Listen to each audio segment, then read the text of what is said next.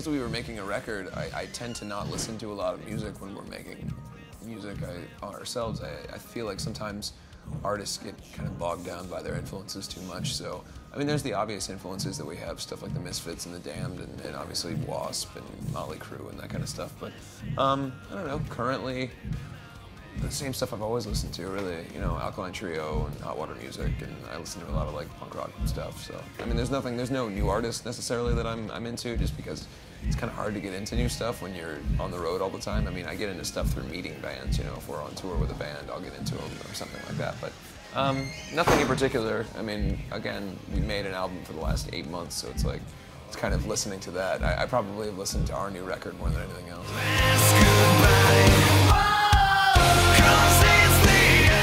It's interesting because when all of that stuff was happening, like, I was so heavily focused on all the punk rock bands that I listened to that I didn't really know a lot about that. And metal really wasn't anything that, my metal kind of begins with like the 70s glam rock stuff and ends with like the late 80s, early 90s stuff. I didn't really know what was going on when I was a kid in metal because I just kind of fell out from it. It wasn't until I met my guitar players who were heavily into metal and what was going on currently that I really even, I mean, I guess I had heard like Avenged Sevenfold and stuff, and I liked what they were doing.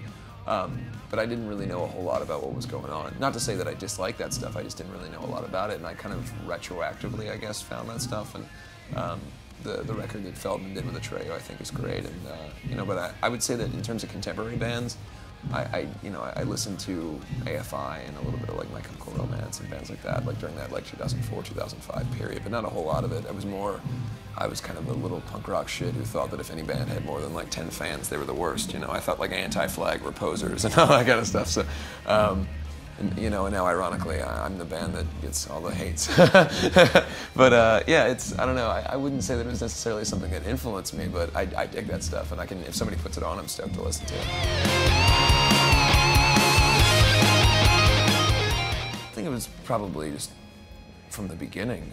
You know, I mean, I think that there was almost, I know because when I started the band when I was really young, you know, we did local shows and stuff, and that started very early on for me, and I'm not used to it, but I kind of knew what to expect. And as we started really touring heavily, some of the other members of the band who were newer to it were kind of surprised by it, you know. And I think it, first of all, the visual part of the band, it kind of goes hand in hand with the more artistic people. You know, a lot of our fans are visual artists, or you know, graphic designers, or creative writing majors, or whatever else.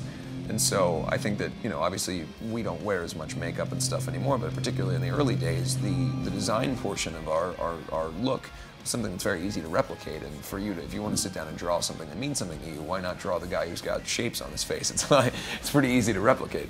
But yeah, it's something that I will always be happy to accept. You know, people drawing pictures of me is kind of really cool. You know, I think that sometimes people lose sight of the fact that it's nice enough that someone cares enough to do that. I don't know if the rabid fan base portion was by design, but the whole community was definitely by design. The idea of doing something that would make people feel like they're a part of something, and I think that that's what, more than anything, that's what made the band successful, particularly in the early times of the band, was the idea that we had this kind of message that was very strong towards the audience and making people feel like they're a part of something.